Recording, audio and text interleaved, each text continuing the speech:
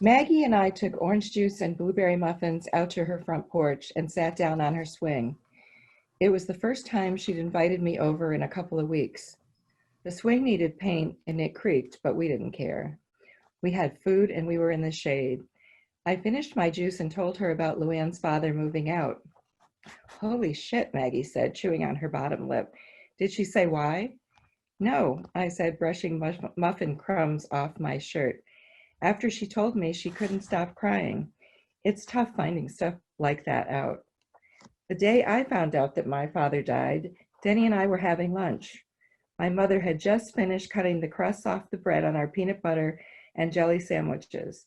The three of us were singing Denny's favorite song, Old MacDonald Had a Farm, when Dr. Whalen and my grandfather walked into the kitchen. My grandfather said, Sarah, there's been an accident. Dr. Whalen will explain. He gave Denny and me a strange smile and cleared his throat. Come on, you two. Let's put those sandwiches away and go have ice cream cones. We hadn't even taken 2 bites of our sandwiches. I looked at my mother. She was never going to let us do that. But she had both hands over her mouth and was staring at Dr. Whalen with scared eyes. My heart started beating funny. Let's go, Grace, my grandfather said, lifting Denny out of his chair. Come on, honey bunny. I wanted to stay with my mother, but Denny grabbed my hand and pulled me toward the door. Ice cream, Grace, he said. Come on. We weren't even down the porch steps when my mother screamed. I turned around to go to her, but my grandfather grabbed me by both shoulders and stopped me. I planted my feet and looked up at him. Tears were running down his cheeks, and I knew I'd never see my father again. Daddy, I whispered, hoping with all of my heart Doc would say no. Is it Daddy? Yes, honey, he said, pulling me in close. I'm afraid so. He rubbed my back and sighed a big sigh. The angels came this morning and took your father to heaven. That was a long time ago, but whenever I thought about it, part of me wanted to die too. I put my arms around myself and rocked back and forth, trying not to cry. I glanced over at Maggie to see if she'd noticed how upset I was, but she'd moved to the far side of the swing and was staring straight ahead, like people do when they're not seeing. How did Luann find out her father is leaving, she said. Her mother called and asked Aunt Michelle to tell her. Maybe her father will change his mind, Maggie said. Some people do. Could be. I sure wished my father would change her mind about Mr. Howe. You know, maybe it's not so bad, Maggie said in a low voice. What if her parents hated each other and fought all the time? What if he was mean to Luann? No, I said, shaking my head, Luann would have told us. Maybe she didn't want anybody to know. Maybe she was embarrassed. Maggie crossed her arms and looked across the street where O'Malley the cop was mowing his lawn. There's an arsonist on the loose, and what's O'Malley doing? Mowing his front lawn. They would never hire anyone like that on Dragnet. He waved, hey girls, want to train places? We laughed. It was a lazy day. Mr. Miller had taken the boys to the country to get sweet corn for dinner, and Mrs. Miller was running the vacuum in the living room. She never vacuumed when Mr. Miller was home because if she did, he went off his rocker. He'd yell, Ruth, turn that goddamn thing off. I mean it. I can't think straight. Once I was there when she didn't turn it off fast enough, and he threw his magazine across the room and jerked the vacuum cleaner plug right out of the wall. Maggie acted like she didn't notice. She just kept playing Monopoly, like it happened every day, but he scared me. Mrs. Miller was older than my mother. Her hair was white. She wore granny glasses and no makeup, unless she was teaching or going to church. She looked like Mrs. Santa Claus, but she was very accident prone. Last year, she broke her nose running into a door, and right before spring break, she broke her arm falling down the cellar steps. The noise from the vacuum cleaner stopped, and Mrs. Miller poked her head out of the front door. Grace, I haven't seen you in a couple of weeks. Where have you been, darling? What I wanted to say about that chapter is that this book is set in the 50s. Back then, when Mrs. Miller was being abused, she didn't have many choices.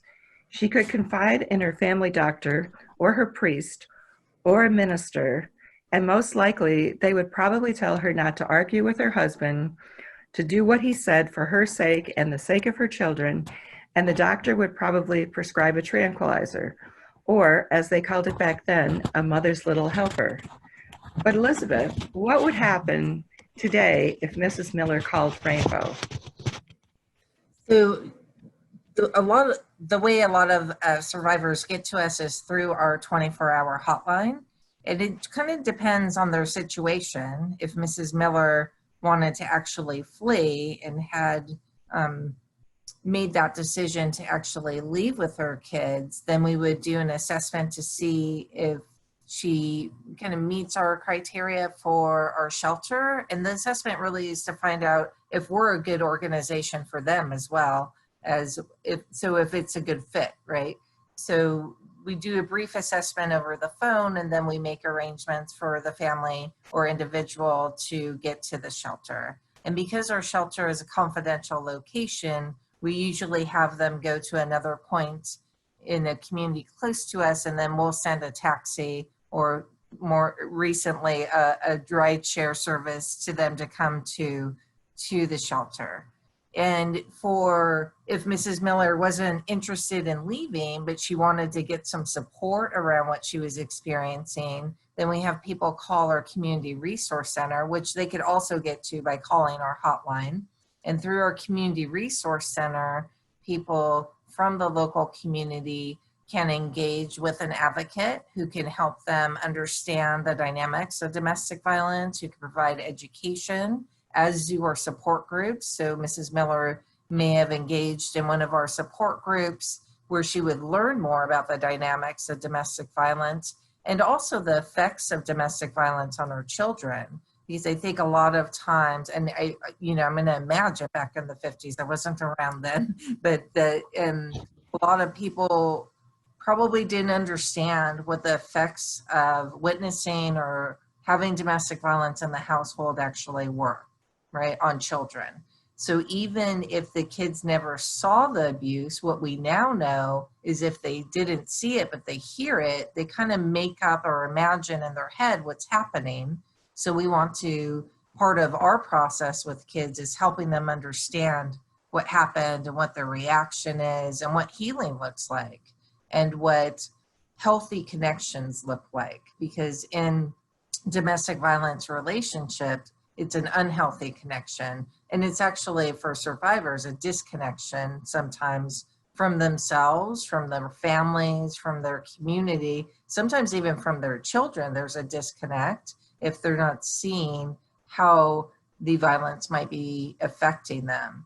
And I think in general, a lot of people don't really use that term, domestic violence, right, to describe what may be going on in the household. So I think part of our work at Rainbow is providing language around what domestic violence is and how it looks differently. I think when we say domestic violence, we have a picture of a woman with a black eye, when really it's so many more things that happen before a physical assault. And we treat a lot of survivors who may have never been physically assaulted. So when they call us, we want to assess, what's been happening. And just because there's not a physical assault or a police report, we will still serve people, because we know that it's important to really have an early intervention with the family as early as possible in kind of the destructive relationship to be able to help them and empower them towards safety and stability. So we do a lot to try and address the different aspects with the individual, but also looking at how do we educate the community so that they're even aware that these services exist. I mean, they didn't exist in the 50s, but even though they exist now, a lot of people don't know about us. And we have this kind of double-edged sword of, we don't really need to advertise because we may not be able to handle the amount of people coming to us if we did advertise. And at the same time, we want survivors to be aware that we exist in the community and that there is help for them. And that if for some reason we can't help them, we might be able to connect them to someone who can. And I think just as I was talking, I was thinking about the community education piece and wanted to share with with all of you and talk with Mary Jo a little bit about Dr. Beth Bonzo, who was killed last fall she was killed by her partner, and the media described it as a murder suicide, and they never once said domestic violence. And this is part of the problem. This is part of why I realized when I was saying a lot of people don't use that term. The media doesn't even know to use that term. And oftentimes our work with law enforcement, we try and encourage them, you know, if a spouse kills their spouse, that is domestic violence. And sometimes law enforcement will say, well, but there was no history of it, like no documented police report. But that doesn't really matter, because talk about stigma and shame. A lot of times the survivor, the victim is living in shame. They don't want people to know. And so nobody knows what's happened. And again, domestic violence does not have to get to a point of physical assault to be extremely damaging. So Mary Jo and I, last fall, when we heard of Dr. Bonzo's death, we got together and talked a little bit about what we could do to inform the media and Rainbow's work to really educate the community. I don't know if you want to share your point of view on that, Mary Jo, and how you try to engage with the publication you write for. Yeah, actually, I write for Peninsula News, and sometimes my articles are in the Daily Breeze, and I actually contacted them and made them aware that it was a domestic violence issue, that it wasn't, although he murdered her and then he committed suicide, it was a domestic violence issue.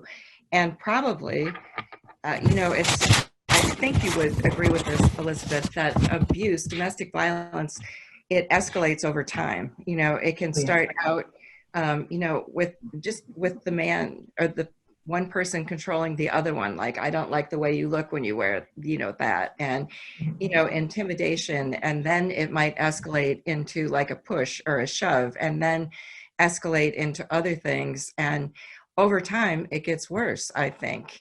And if something is not done, if there's no intervention, worst case scenario, something happens like happened to Dr. Beth.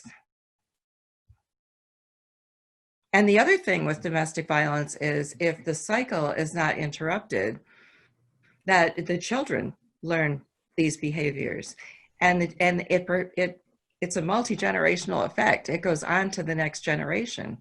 People just assume that this is a normal way to live. It's nothing out of the ordinary. And that's one of the reasons why, another reason why education is so important, and the cycle needs to be broken as early as it can.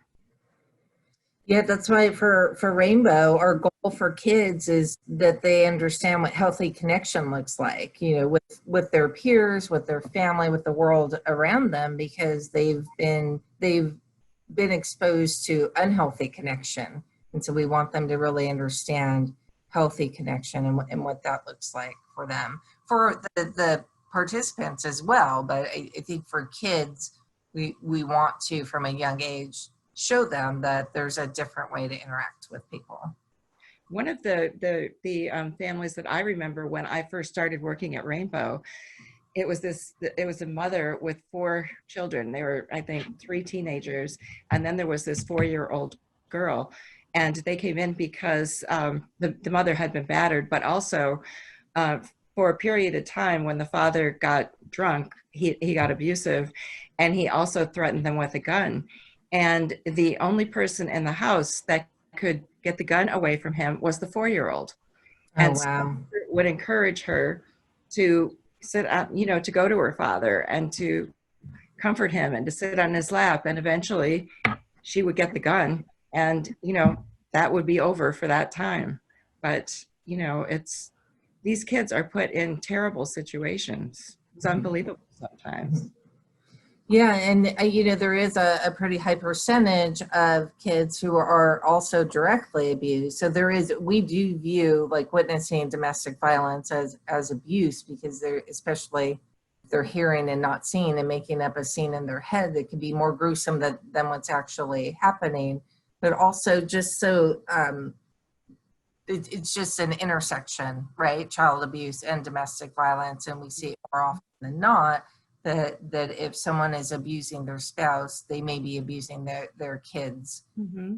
Or that's when survivors make that decision to leave is, I was okay if when it was just affecting me, but once I noticed that my kids were being affected, I knew I had to leave. We hear that over and over again.